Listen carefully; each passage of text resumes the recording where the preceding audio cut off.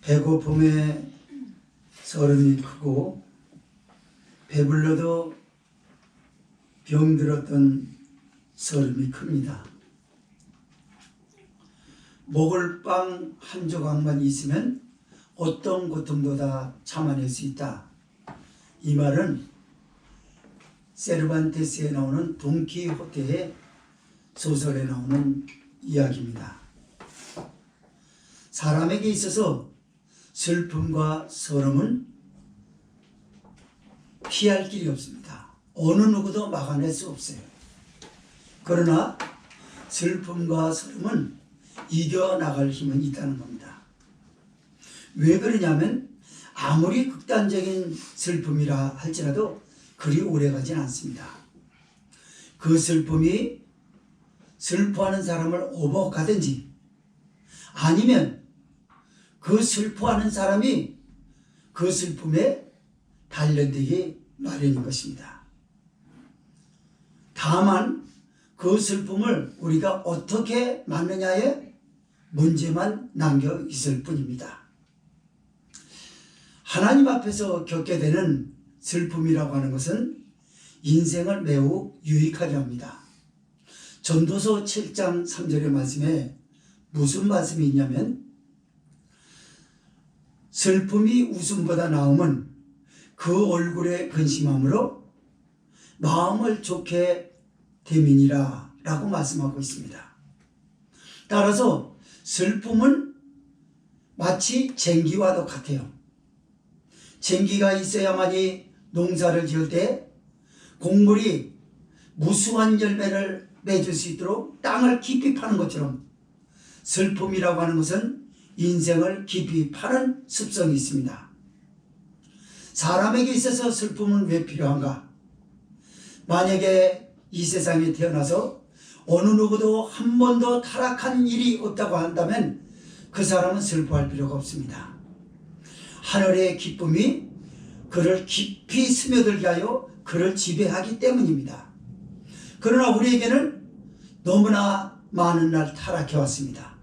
그리고 쉬지 않고 타락하는 삶을 멈추지 않고 그대로 가는 죄된 습성을 가지고 살고 있습니다. 그래서 슬픔은 우리에게 필요합니다.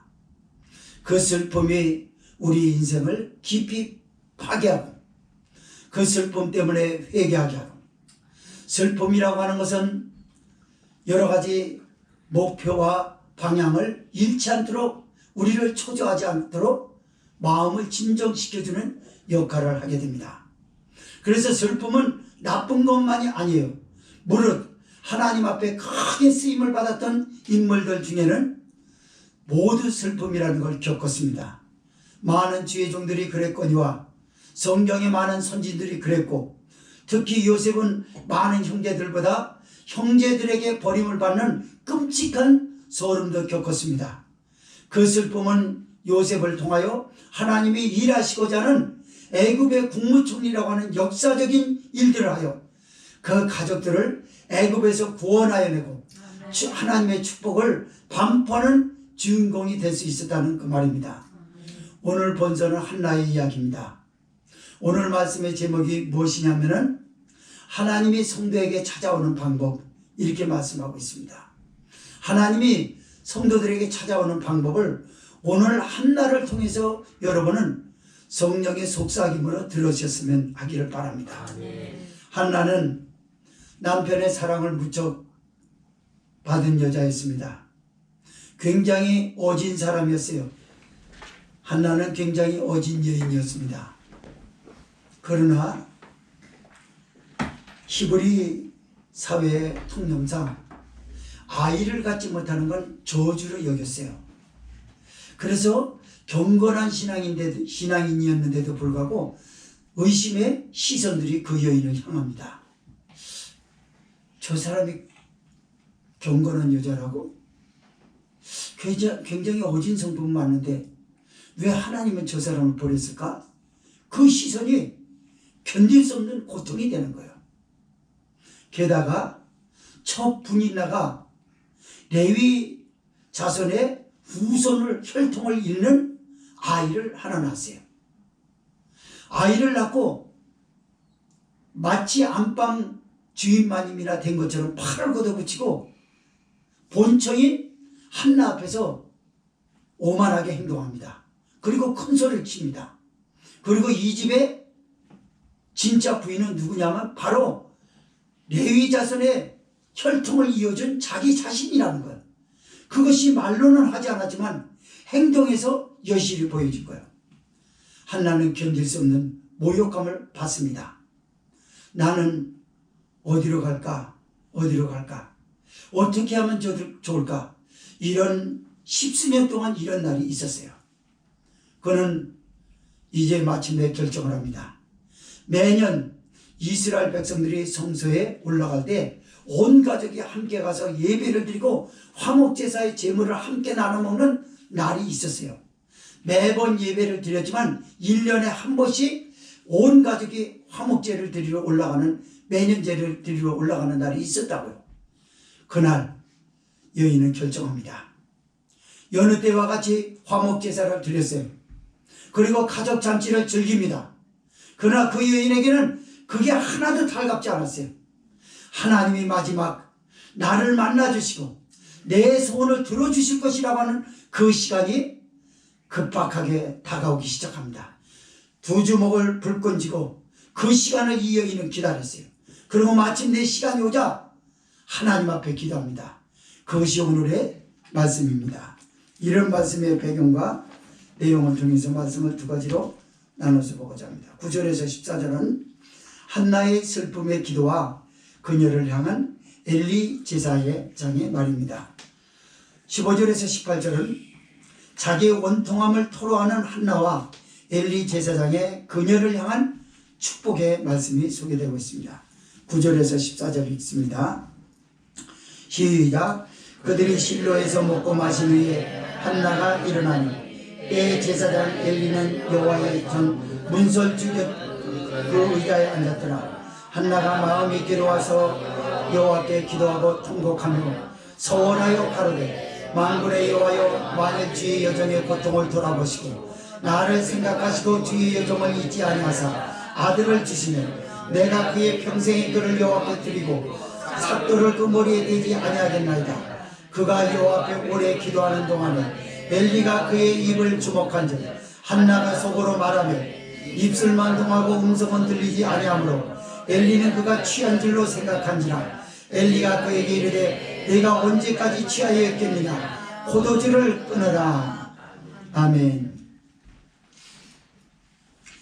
에브라임 산지 라마다임 소빔에 에브라임 사람 엘가나라라고 하는 사람이 있습니다.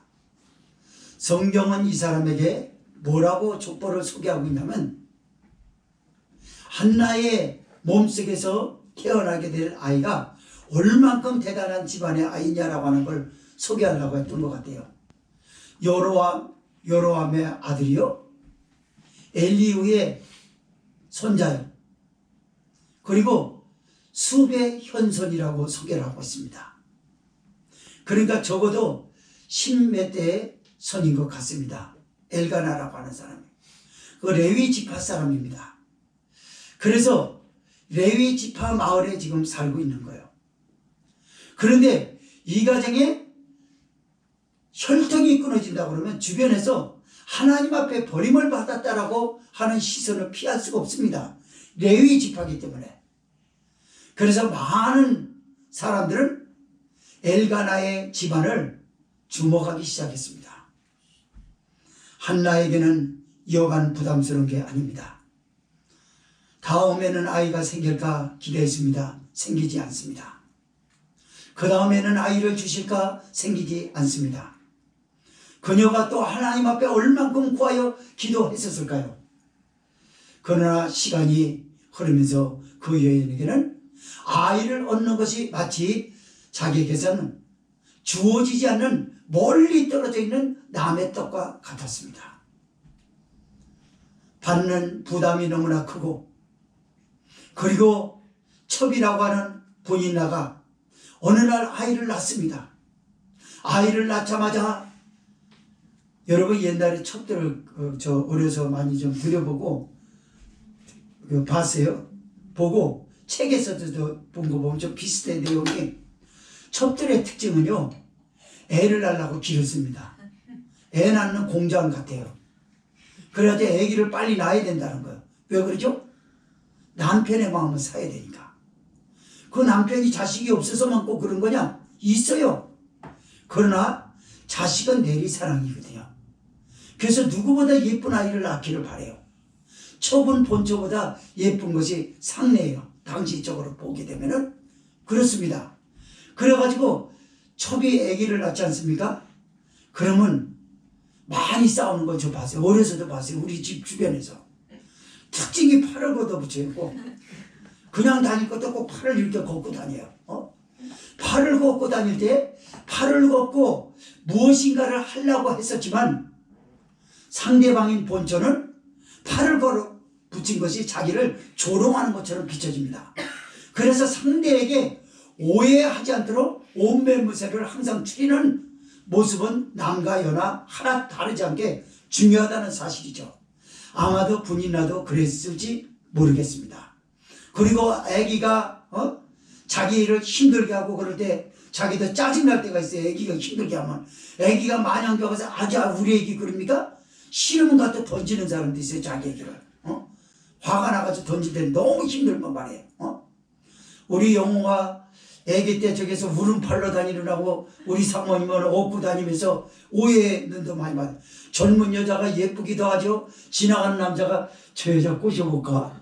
외로움을 타는 것 같은데 얼마나 힘들어 보였겠어요.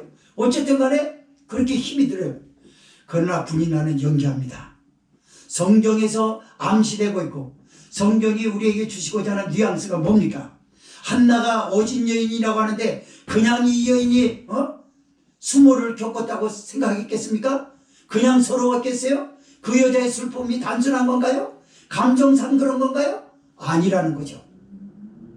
분인나는 연기를 합니다. 유독 한나가 있을 때 아이고 내 새끼 이런 줄 알았으면 더 빨리 날걸. 사람 미치는 거예요.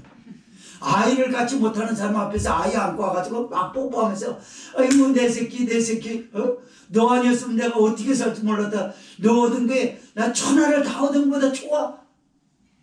이러니까 한나가 못 있는 거예요. 거기 바깥으로 밀려납니다.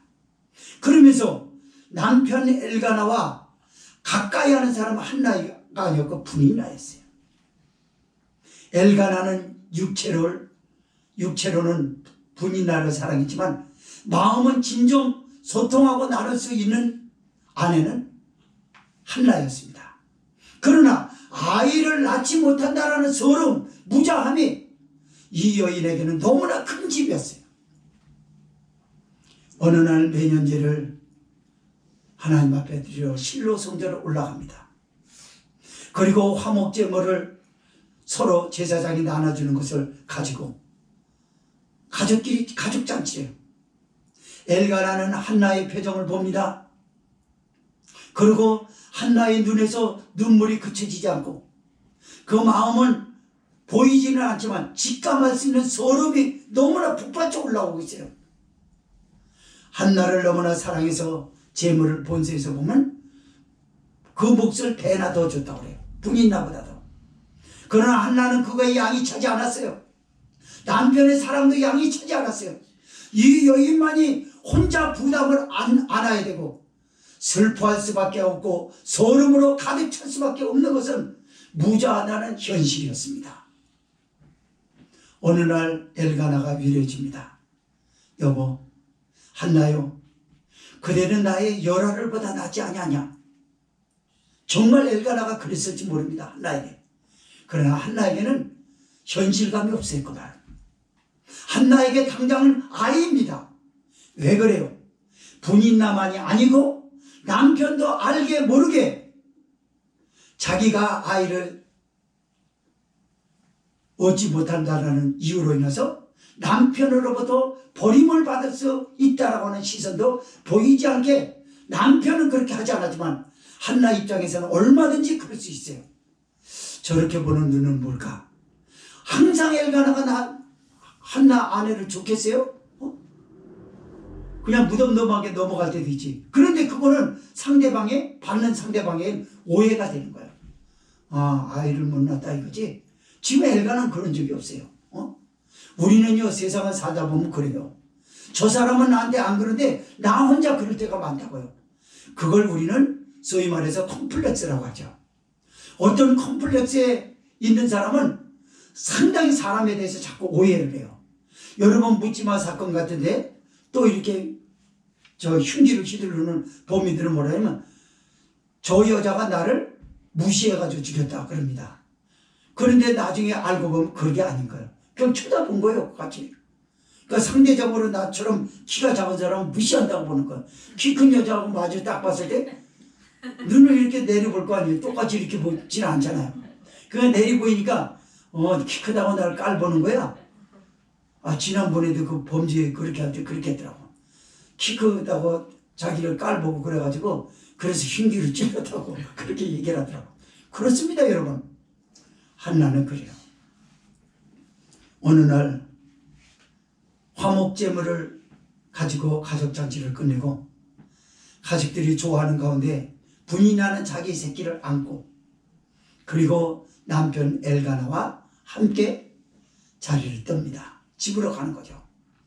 한나는 내가 매년 1년에 한 번씩 올라왔던 이 실로 성전에서 이 슬픔을, 이 북받치는 서름을 하나님 앞에는 쏟아내고야 말 것이다. 쏟아내지 않으면 머리가 터져 죽을 것 같고 가슴이 찢어질 것 같아서 내가 견딜 수 없다라고 하는 슬픔을 가지고 통곡하기 시작합니다. 성경에서는 그 여인이 입술로만 기도했다고 되어 있어요. 그러나 애간장을 녹일 정도 간절한 기도였어요. 사무치는 기도였어요. 하나님 앞에 울면서 기도합니다. 하나님, 이 여종의 슬픔을 돌아보시고 나를 생각하시고 나를 생각하사 나에게 자녀를 주시면 내가 그의 평생에 자녀를 하나님 앞에 드리겠습니다. 내 방법으로 키우지 않겠습니다. 그런 기도였죠. 제사장 엘리는 문설주 곁에 있다고 하는 거 보니까 제사장 집무실에 있었던 것 같아요. 여러 가지 제사를 준비할 것을 이렇게 하고 있었던 것 같아요. 그러나 제사장의 시선을 끌 만큼 관심을 받을 만큼 그녀의 기도가 간절했다고 하는 것 성경은 그렇게 표현하고 있어요. 한나가 마음이 괴로워서 10절에 보니까 여호와께 기도하고 통곡하며 11절 소원하여 가로되 만군의 여호와여 만일 주의 여종의 고통을 돌아보시고 나를 생각하시고 주의 여종을 잊지 아니하사 아들을 주시면 내가 그의 평생의 그를 여호와께 드리고 삭도를 그 머리에 대지 아니하겠나이다 라고 합니다. 히브리 사회 종교 통념상 사람이 하나님 앞에 소원 기도하는 것은 매우 위험합니다. 그래서 소원 기도하는 사람은 제사장에게 의논을 미리 해야 돼요. 그리고 정말 이 소원 기도가 합당한 것이냐 라고 하는 것을 조언을 받아야 된다는 사실을 우리는 모세율법에서 심심치 않게 봐왔습니다. 그러나 한나는 의논 없이 지금 기도하고 있는 거예요. 당장 죽겠는 거예요. 그래서 소원 기도를 딱 터뜨립니다. 자기의 슬픔과 북받치는 소름을 가지고 지금 소원을 하는 것. 주의 여종의 고통을 돌아봐 달라는 거예요. 이 고통은 뭘까요? 우리는 한나가 무자함 때문에만 고통스러워하는 걸로 오해할 수 있습니다. 그러나 그렇지 않습니다. 그 당시에 영적으로 암울한 이스라엘 상태, 실로 성전에 많은 사람이 찾아오지 않는 상태, 그런 거 두 가지 복합적인 것이 고통으로 깔려 있었어요. 그래서 자기가 자기에게 아들을 주면 하나님 앞에 평생을 바치겠다고 한다라고 하는 그 소원기도 안에 충분히 그게 들어있었던 것이죠. 사랑하는 성도 여러분, 하나님 앞에 눈물로 기도하여 응답을 뭔가를 받기를 소망합니까? 하나님 앞에 울음이 있어야 돼요. 그러나 울음은 그냥 생기는 게 아니에요. 울음은 언제 생기나요? 간절함을 가지고 있을 때 성도들을 향하여 찾아오시는 하나님의 방법이 그겁니다. 내가 갑자기요, 어느 날 갑자기 나도 못해 눈물이 확 쏟아져요. 그냥 이유 없이. 그 하나님이 우리를 찾아오는 것입니다. 많은 사람들은 예배를 드리면서 주님을 만난 것을 잘 모르기 때문에 주님을 만나고 싶습니다. 만나고 싶습니다. 나를 만나주세요. 이런 기도를 자꾸 하고 있거든요. 오늘 말씀에서는 성령이 우리에게 그런 거야. 난 너한테 수도 없이 찾아갔다. 근데 네가 나 찾아온 거 한 번도 느끼지 못하고 그러면서 네가 자꾸 만나달라 하니 어떻게 내가 너를 만나냐? 어떻게 만나냐 그 말이에요. 그래서 한나가 지금 고통을 돌아봐 달라고 하는 건 고통을 하나님께서 안 거예요. 그래서 그를 찾아갔어요. 그리고 그를 생각하시고 그 여인을 돌아보시고 그의 입장을 생각했던 거예요. 한나야, 넌 참 예인이 훌륭한 예인이다. 네가 무자함 때문에만 우는 것이 아니라 실로 성전의 암담한 현실을 보고 함께 울면서 그 일을 같이 한번 해결해 보고자 나한테 소원케 됐구나. 이것은 엘리 제사장의 잠자는 영혼을 깨우는 기도였고, 이건 이스라엘 백성의 마지막 등불이 꺼졌던 것을 불을 켜는 거였어요. 마지막 이스라엘의 등불을 꺼뜨린 것을 켜는 역할이었어요. 12절의 말씀에 보니까 그가 여호와 앞에 오래 기도하는 동안에 엘리가 그의 입을 주목한 즉 그래. 여러분, 한나가 하나님 앞에 소원하여서 부르짖는 기도 내용을 구체적으로 들으면서 엘리가 그의 입을 주목했다라고 하는 상반된 것을 우리가 볼 수 있어요. 한나는 하나님 앞에 기도하면서 이런 기도를 했어요. 하나님, 만약에 나를 생각하시고 나에게 아들을 주시면 그의 평생에 여호와께 드리겠나이다 라고 말합니다. 이미 이때 당시는 삼손이라고 하는 나실인, 소원 기도해가지고 얻었던 나실인인 삼손에 대해서 실패를 봤어요, 이스라엘은. 그래서 소원 기도하고 나실인으로 살아가는 것은 쉽지 않습니다. 수도 없는 사람들이 자기 자녀를 하나님의 종으로 드린다고 말해요. 그러면서도 방법은 자기 방법대로 키우려고 그래, 자녀를. 그러나 한나는 분명히 하나님 앞에 소원했어요. 하나님, 내 방법대로 키우지 않겠습니다. 자기 방법에서 방법의 욕심을 버리지 못하는 이유가 뭘까요? 내 새끼니까, 내가 기다렸던 새끼니까 사랑이라도 줘야지 생각하는 거예요. 그래서 사랑하는 방법을 몰라요. 그러나 한나는 자기가 자녀를 위해서 애지중지 사랑하겠다라는 그 욕심도 포기하겠다는 말이에요. 하나님 앞에 맡기겠습니다. 사랑을 받아도 내 사랑보다 하나님의 사랑이 크니까. 위로해 주는 것도 내가 위로해 주는 것보다 하나님이 그를 위로해 주는 것이 크니까 그 사무엘을 드리겠다는 거예요. 그리고 영적으로 불 꺼진 이스라엘에게 영적 센세이션을 일으킬 수 있는 폭발적인 기도를 엘리는 주목합니다. 뭘 주목했냐면 입술을 본 거예요. 문제는 바로 거기 있었던 거예요. 입술을 주목했기 때문에 술 취한 여자로 봤던 것이라고 말해요. 성령이 우리에게 말씀합니다. 성도끼리 기도할 때, 그가 예배 드릴 때, 찬송을 부를 때, 아멘할 때, 봉사할 때 겉적인 입을 보지 말라는 거예요. 겉적인 입을 보면 판단합니다. 속으로 큰 소리로 부르짖는 사람보다 소리를 내지 않지만 간절히 기도하는 사람도 있어요, 여러분. 하나님은 그 사람에게 찾아간 겁니다. 이때 당시는 화목제사를 드렸다고 했습니다. 하나님과 화목한 사람은 누굽니까? 엘리 제사장이 아니에요. 하나님과 화목한 사람은 한나였어요. 하나님이 지금 누구에게 찾아왔습니까? 한나에게 찾아왔어요. 엘리 제사장에게 찾아온 것도 아니고 실로 성전에 머문 계신 분도 아니었어요. 하나님은 누군가를 찾았습니다. 나와 함께 할 사람이 누군가를 찾았어요.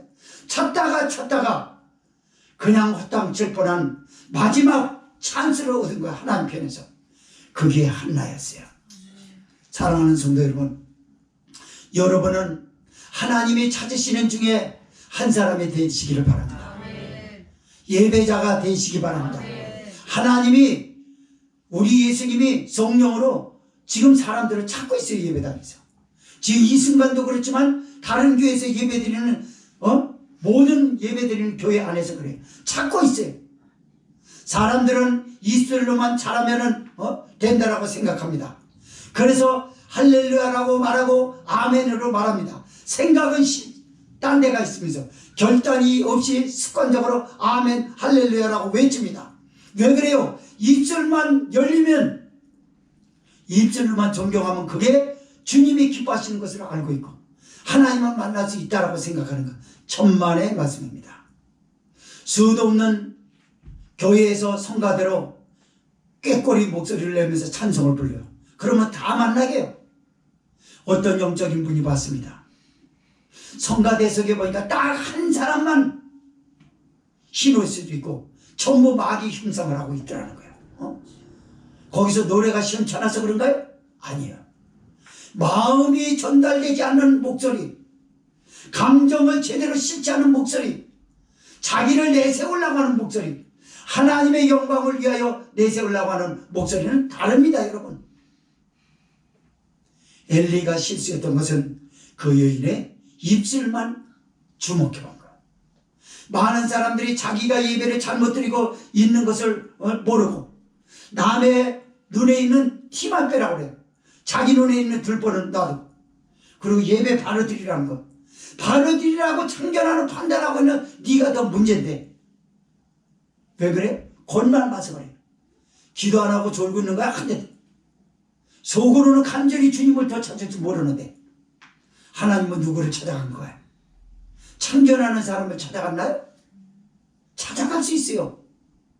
그렇지만 일반적으로 봤을 때 누구를 찾아간 거예요? 간절히 기도하는 사람을 찾아갔을 거예요. 간절히 기도하다 보면 남이 하고 있는 거 없는 거 신경 쓸 겨를이 없어요. 한나가 뭘 신경 씁니까? 제사장을 신경 씁니까? 누굴 신경 씁니까? 그냥 자기 원통하면 그냥 아뢰는 거예요. 기도의 응답은 바로 그거고, 그 응답은 나 혼자만이 아니라 주님이 찾아오시는 감정이 있어야 된다는 말입니다. 어느 날 갑자기 성경 안 읽던 사람이 성경 읽고 싶은 거예요. 성경 읽고 싶은 거예요. 그건 주님이 찾아온 거예요. 기도 잘 안 하다가 오늘은 기도해야 되겠다는 생각이 갑자기 들어요. 그건 주님이 찾아온 거예요. 그거를 여러분 거부하면 다시 찾기가 어렵습니다. 내가 봉사할 때 이거 하나 뭐 해야 되겠다. 갑작스럽게 불현듯 떠오르는 거예요. 그건 주님이 찾아와서 그래요. 자기 경건한 의에서 나온 게 아니라는 사실을 믿으시기 바랍니다. 한나가 경건한 여인이요 어진 여인이었지만 그의 어진 성품에서 또는 경건한 신앙에서 나온 게 아니라 여호와 하나님이 그 여인의 원통함을 들어주시려고 찾아오셨기 때문에 구체적인 기도를 할 수 있었던 줄 믿으시기 바랍니다. 14절 읽겠습니다. 시작. 엘리가 그에게 이르되 내가 언제까지 취하여 있겠느냐? 포도주를 끊으라. 13절에 보니까 이렇게 돼 있어요. 한나가 속으로 말하며 입술만 통하고 음성은 들리지 아니하므로 엘리는 그가 취한 줄로 생각한지라라고 하는 거예요. 그래가지고 엘리가 그 한나에게 그러는 거예요. 네가 언제까지 취해 있겠느냐? 포도주를 끊으라. 여러분, 한나는 지금 제사장에게 위로를 받아야 돼요. 격려가 돼야 되고. 그러나 제사장인 목사가 성도가 원통해 하는데 언제까지 너 술주정뱅이처럼 살래? 술 끊어. 그러면 왜 이 말을 했을까요? 당시의 실로 성전에는요 포도주에 취하여 있는 여자들이 많았어요. 가족잔치 때, 성찬식 때 막 이런 컵으로 들여 마셨다는 게 아니고 가족잔치 때 포도주를 마셔요. 그래가지고 얼큰하게 채워서 막 개처럼 술 먹으면 주정부리거든요. 그런 게 실로 성전에서 많은. 그러니까 그만큼 타락된 거예요. 누가 제재하지를 않아요. 가족잔치라고 해서 화목제라고 했기 때문에 제사장이 관여하지 않습니다. 마음껏 잔치를 주고 그러니까 그냥 막 포마시는 거예요. 거기가 하나님의 성전이라고 의식하는 사람은 경건한 신앙인밖에 없는 거예요. 그걸 제사장이 너무 많이 본 거예요. 그런 여인 중에 하나쯤으로 보는 거예요. 이 제사장의 실수는 그 여인이 내면을 들여다볼 수 있는 영은 열리지 않고 육적인 눈만 열려가지고 입술만 하는 걸 본 거예요. 그러니까 입술에서 너무 슬프니까 아주 슬퍼가지고 기도하는 사람은요, 뭔 소리인지 몰라요. 막 이러고 막 울면서 기도하는 거 진짜 그래요, 여러분. 또박또박 하는 건 그 더 슬픈 거예요. 용기가 좀 있으니까 그런 거지, 자기 의지가 있어서 그래요. 자기 의지 없이 막 너무 슬퍼가지고 그렇게 기도하잖아요. 그 뭔 소리인지 모릅니다. 정확하게 잘 몰라요. 이렇게 엘리 제사장은 제사장이면서도 그녀의 내면을 들여다볼 수 있는 양을 돌보는 방식이 틀려먹었어요. 그래서 그녀를 위로해 주지 못하고, 언제까지 술주정뱅이처럼 살 거야? 술 당장 끊어! 한나에게는 더 이상 살아갈 수 있는 여력이 없는 무거운 바위였어요. 때로는요, 목사가 영적으로 그렇게 감수성이 예민하지 못하여 성도들의 내면을 보지 못할 때가 있어요. 그리고 겉적인 것만 보고 판단할 때도 있습니다. 그 내면은 주님만 보십니다. 그러나 기도하는 사람은 내면을 볼 수 있는 은혜도 주신다는 사실이에요. 성도를 위해 기도하지 않았기 때문에 그 내면이 보이지 않는 것이지, 내면이 보여요. 제가 이런 말을 그전에 많이 썼어요, 여러분들 앞에. 어떤 사람이 교회에 딱 들어오면 처음 오는 사람인데도 불구하고 마치 이 가슴이 자크가 열려진 것처럼, 나 이런 사람이에요 이러고 들어오는 사람이 가끔씩 그런 사람이 보여요. 그거 보이면 그 사람 모르는 거예요. 상담을 해보면 전혀 내가 열어서 본 그 사람하고 전부 다르게 가만히 얘기만 해요. 뭐 그 전에 환상도 많이 보고 어쩌라고. 아니 그 참 희한하게 상담 온 사람들이 첫마디 환상 본 얘기를 많이 하더라고요. 뭐 어쩌라고 환상이 어떻게 됐다고. 그리고 기도해가지고 막 산을 옮길 만한 그런 역사를 봤다라고 얘기를 해요. 그러니까 목사가 아까 본 게 있는데 그렇게 얘기를 하고 있는 거예요. 근데 이 엘리 제사장은 그런 걸 볼 수 있는 눈은 없었어요. 그렇기 때문에 겉적인 것만 보는 거예요.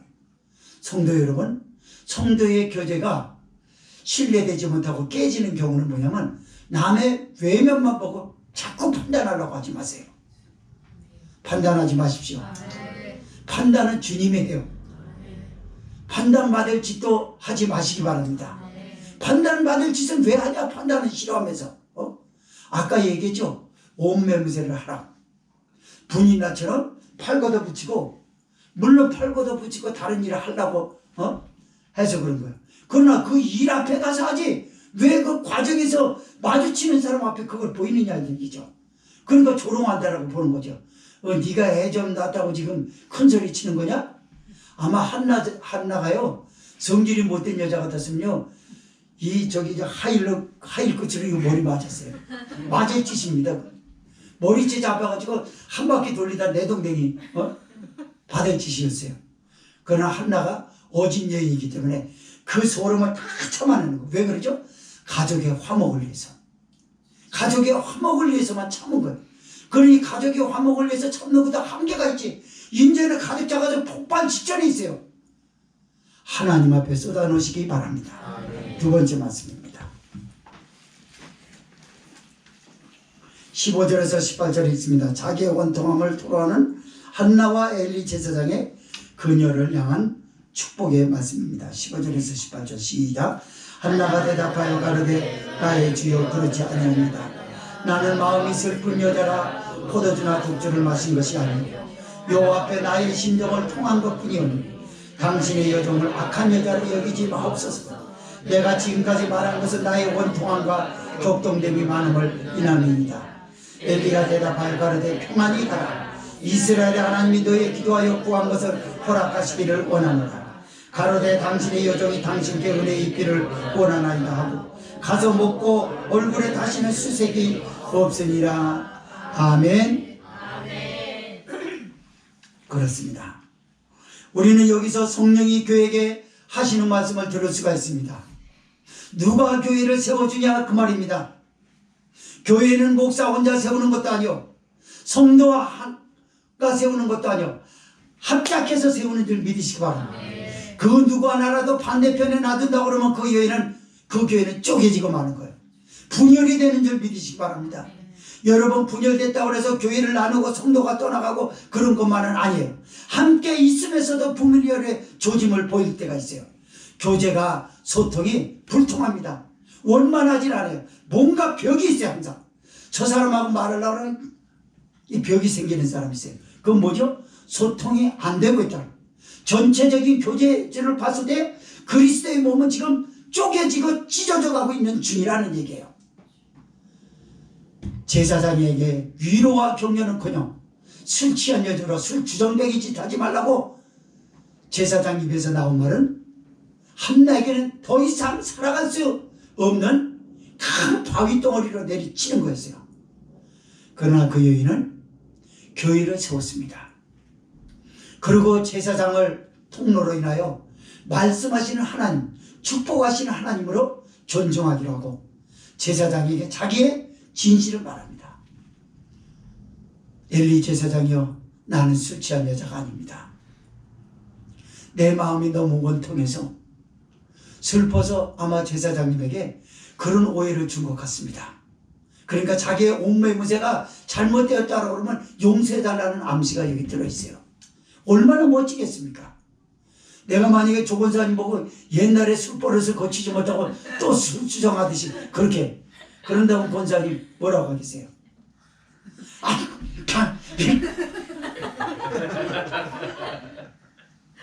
말이 금방 안 나올 거예요.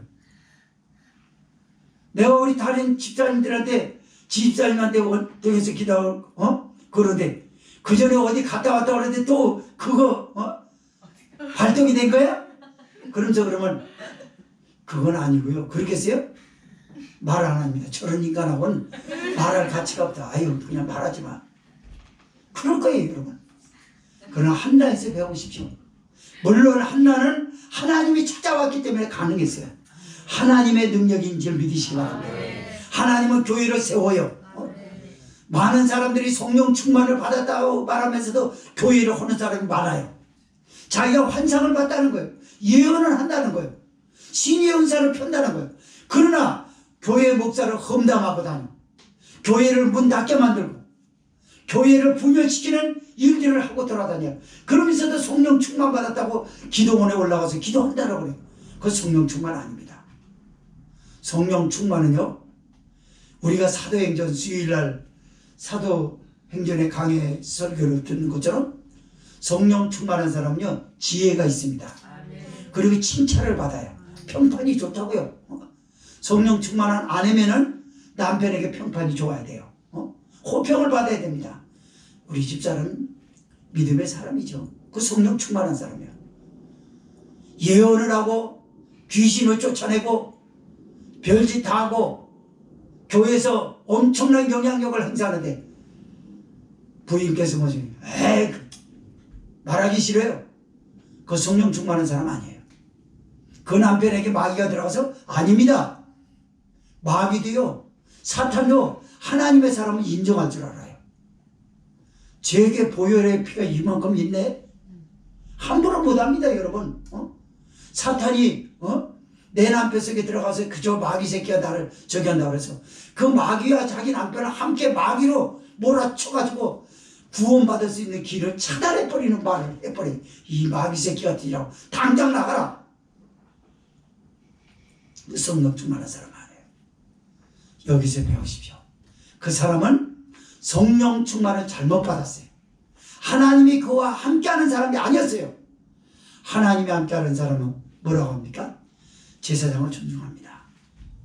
엘리 제사장님, 난 마음이 슬픈 여자입니다. 그래서 그걸 아마 절제하지 못해서 제사장님에게 오해를 줬던 것 같습니다. 얼마나 제사장이 힘이 있어요. 아, 참 여자가 참 훌륭하다. 그렇지. 엘가나의 아내 아니겠는가? 엘가나가 누군가? 우리 그 레위 지파 사람 아닌가? 그리고 그 여호람의 손자요 엘리후의 저 여로함의 아들이요 엘리후의 손자요 습의 현손이라고 할 정도로 했으니까 10몇 대 후손이니까 얼마나 경건하겠어, 대단하다라고 그래서 감탄할 말 일 아닙니까? 그런 걸 하나님께서 본 거예요, 제사장이. 여러분 보세요. 그 집 가문이 괜찮다는 건 괜히 괜찮다는 게 아니에요. 결정적인데, 역시 그래 그런 집안에서 태어난 사람은 좀 달라. 맞아, 달라. 내가 그런 줄 알았어. 무슨 오해를 일으킬 수 있고 사건이 터질 수 있어요. 그러나 전혀 모르는 3자 입장에서는 저 사람이 그랬다고? 일어난 일을 봐서는 그거 맞는데 저 그럴 사람은 아닌데? 그 말은 뭐죠? 그 가문의 그 사람이 지금 사람들에게 평가를 받고 있는 거예요. 교인들이요, 이런 평을 받으시기 바랍니다. 내가 그럴 줄 알았어, 그거. 그런 평을, 악평을 받으면 안 돼요. 그래서 엘리 제사장에게 자기를 밝힌 거죠. 16절에 보니까 당신의 여정을 악한 여자로 여기지 마옵소서. 내가 지금까지 말한 것은 나의 원통함과 격동됨이 많음을 인함이니이다. 제사장이 나 술 취한 여자도 아니고요. 그러니까 악한 여자를 보지 마세요. 그래, 내가 너를 왜 악하게 보겠냐? 그런 말 붙일 만한 거 아닙니까? 맞아요. 그러면서 자기의 격동됨이 너무나 많다고 하는 거예요. 격동됨이 많다는 게 뭐예요? 소름, 슬픔, 외로움, 모멸감 이런 게 다 복합적으로 됐던 것이 이렇게 합쳐져 가지고 가득돼서 너무나 많아서 내보내도 많았던 것이 아직 덜 나갔다 그 말이죠. 그리고 막 그 대답하면서도 웁니다. 엘리 제사장 입장에서는 미안했겠죠. 그리고 그녀에 대해서는 무엇이든지 해주고 싶었을 거예요.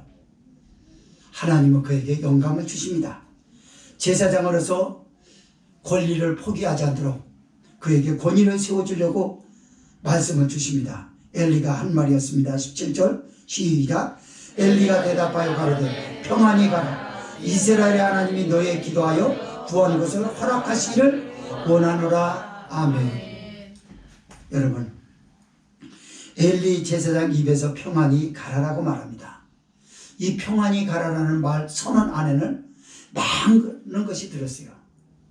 예수님이 탄생하셨을 때 천사들이 합창을 합니다. 하늘에는 하나님께 영광이요 땅에서는 기뻐하심을 입은 사람들 중에 평화로다. 그 성취의 예언이었어요.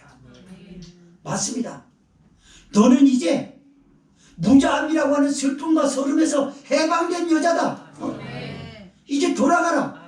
하나님이 너의 기도하였던 것을 허락하시기를 원하노라. 당시의 제사장이요 타락했다 할지라도 제사장 입이 선언한 대로 하나님이 역사하셨습니다.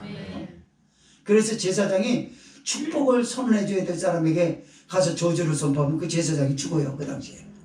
그래서 제사장은 그걸 너무나 잘 알아요. 한나에게 축복해 주고 싶겠어요? 저주하고 싶겠어요? 생각을 해보세요. 축복 있는 대로 그냥 다 싸주고 보내고 싶죠. 난 너 같은 여자 처음 만나다. 내가 이 실로 성전에서 수도 없는 이스라엘 백성들을 봤는데, 아녀다들을 봤는데 너같이 훌륭한 여자는 처음 받아. 그렇죠. 하나님과 함께하는 사람 처음 보죠. 하나님과 함께하는 사람 교회에서 별로 찾아볼 수가 없어요. 남자고 여자고 안에 하나님과 함께하는 사람 별로 없어요. 하나님의 사람인 척하는 사람들은 무수히도 많아요. 그러나 하나님의 사람을 찾아보기가 힘든 거예요. 결정적으로 하나님의 사람인 것처럼 기대하고 바라봤을 결정적인 순간에 나 하나님의 사람 아니에요? 딱 그게 보입니다. 원망 불평하고 짜증이 나가지고 다 둘로 엎을 태세를 갖추고 있고 그런 거예요. 그게 저 사람이었어? 우리 흔히 이런 얘기 하잖아요. 칭찬을 못해. 칭찬했다 그러면 마귀가 그냥 뭐 영락없어 들어가서 좀 잘한다 그러면 그냥 우쭐대거든 가자마자. 잘한다 그러면 아니에요. 하나님이 은혜 주셨어요. 그렇게 말하지 않아도 그런 모습으로 뒤를 이렇게 물러날 줄 아는데 그러질 않아요. 칭찬을 받아본 적이 없거든. 그러니까 고래도 칭찬한다면 춤을 춘다고 하니까 그냥 역시 왔다 그냥. 칭찬 한 번 했다 그러면 그냥 막 하늘에 올라간 거야. 뭐 발을 딛질 않아요 땅바닥에. 그리고 그냥 막 우쭐대고 까봅니다. 마귀가 거기서 탁 쳐서 탁 부러져. 여기 빳빳해졌다. 어느 날 딱 좋아했던 그 다음날에서 봐도 어저께 그 사람 봐줘? 입을 뒤집어 쓰고 가는 거이고 교회 의자 교회 의자 아니 어제 그 사람 맞냐고 가서 볼까 입을 들춰볼까 그 사람 맞는데 흉상은 아니야. 흉측합니다. 얼굴이 용안이 되어야 될 얼굴이 흉안이 돼버린 거예요. 그래야지 인상 가득 차가지고 밥 차려 말 안 들어. 두들겨 맞을 때겠더라. 여러분 많은 사람들이 그렇게 하고 있어요. 하나님이 함께하는 사람을 찾아볼 수 없다고 성령이 지금도 탄식합니다. 교회를 하면서. 목사는 전우교회에게 목사는 더 그래요. 하나님과 함께하는 종을 만나기가 어렵다고 말합니다. 주님이 이 성경에서 그래요. 말라기서 1장이 말씀이 갑자기 생각이 나네요. 제사장들아 네 얼굴에 똥이나 바르고 다니라. 네가 무슨 제사장이고 목사냐. 얼굴에 똥이나 칠하고 다녀.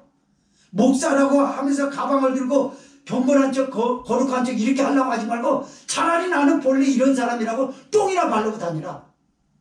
왜요 하나님? 네 속에 똥만 가득해 있잖아. 네 속에 열어봐. 다 더러운 똥만이잖아. 엄난하고 거짓되고 교만하고 사악하고 무지한 자의 피를 흘리고 모든 책임을 다른 사람에게 전가하는 아주 나쁜 놈. 똥 바르고 다녀. 오늘부터. 말라기서 1장이 그랬어요. 사랑하는 성도 여러분, 주님과 함께하는 사람 됩시다. 아멘.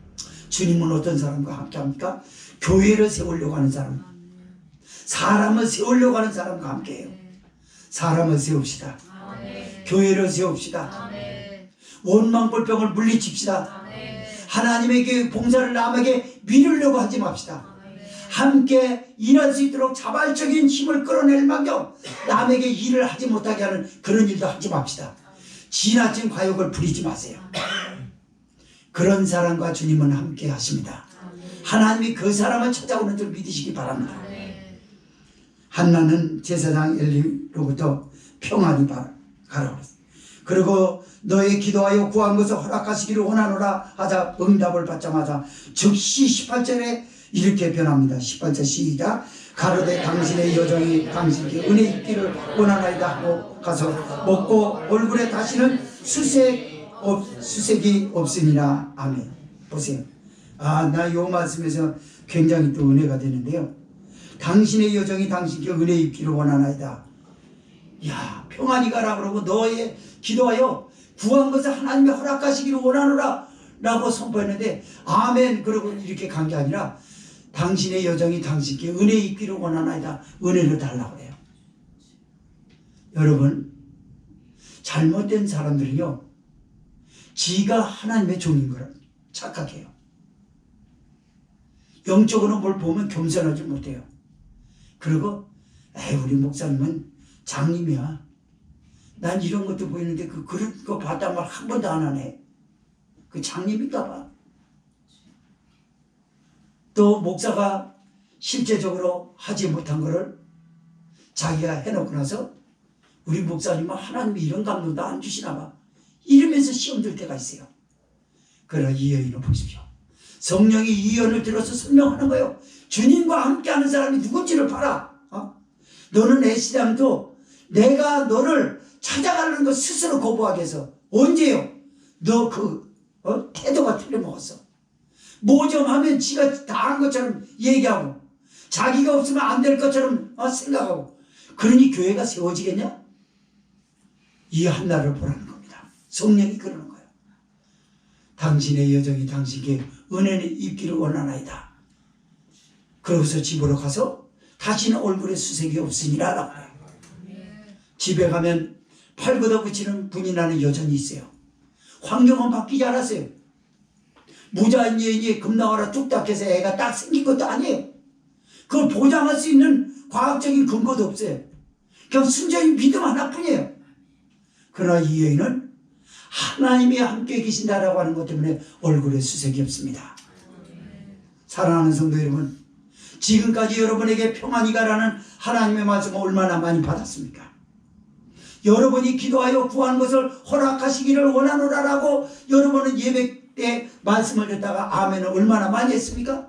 수고도 어느 날 정말 형식적으로 한 게 아니라 결심 있게 믿음을 가지고 아멘을 했어요. 문제는 분이 나갔던 환경 속에 들어가서 얼굴이 다시 수색이 생기다 근심필제로 가득 차고 앞날이 암담하고 불안하고 이게 문제인 거예요. 질병에 분이 나가 기다리고 있습니다. 그리고 나를 괴롭히는 분인나들이 너무나 많아요. 그래서 내가 저 꼴을 언제까지 더 봐야 돼? 또 금세 이릅니다. 갔다 와가지고. 그러니 주님이 함께 하시겠냐고요. 주님이 함께하는 성도들 되십시오. 아멘을 했으면 수색을 거두시기 바랍니다. 하나님이 그걸 기뻐하세요. 그래서 한나는 성경을 더 읽어보면 그 며칠 후에 남편 엘가나와의 사랑의 밤을 보냅니다. 하나님이 그때 응답하여 생명을 잉태하게 하셨어요. 그리고 이스라엘 역사에서 두 사람을 꼽을 수 없을 정도로 대단한 영웅 사무엘이 이 한나라고 하는 여자의 몸에서 출생하였다는 놀라운 역사적 말씀이었습니다. 아무쪼록 사랑하는 성도 여러분, 하나님 앞에 하나님이 여러분을 찾아오는 방법은 여러 가지로 많았다는 거예요. 갑자기 어려운 사람을 도와주고 싶은 마음, 그 하나님이 찾아온 거예요. 갑자기 눈물이 나는 순간 하나님이 찾아와. 성경을 유난히도 읽고 싶었던 그날 하나님이 찾아와서 그래요. 오늘은 좀 기도를 해야 되겠다. 회개를 해야 되겠다. 그때 주님이 찾아왔었어요. 그렇게 수많은 날들 찾아왔는데도 불구하고 여러분은 주님을 붙잡으려고 하지 않고 다시 기도하고 성경 읽고 찬송하고 남을 구제했던 것이 무슨 의미가 있겠냐라고 하는 분이 나가 있는 현장 환경에 가서는 또다시 불신앙의 사람으로 얼굴이 근심빛으로 가득했기 때문에 주님이 그만 찾아오셨다가 간 날이 많다라는 거예요. 이제는 두 번 다시 그런 걸 반복하지 않기를 바랍니다. 주님은 지금 이 예배 자리에 찾아오셨습니다. 찾아오신 주님을 꼭 붙드십시오. 주님이 여러분의 얼굴에 수색이 없기를 바라실 거예요. 수색을 거두십시오. 한나가 수색을 거두고 나서 아이를 얻었던 것처럼 여러분들이 원하였던 것을 하나님이 주실 줄 믿습니다. 수색이 가득한 가운데 하나님이 주시지 않는다는 거예요. 그래서 우리 사랑하는 성도 여러분, 하나님이 다양하게 성도에게 찾아오시는 방법을 막지 마시고 그때 주님을 꼭 붙들고 주님과 함께하는 복된 성도들이 되시기를 주의 이름으로 부탁을 드립니다. 동성으로 기도합시다.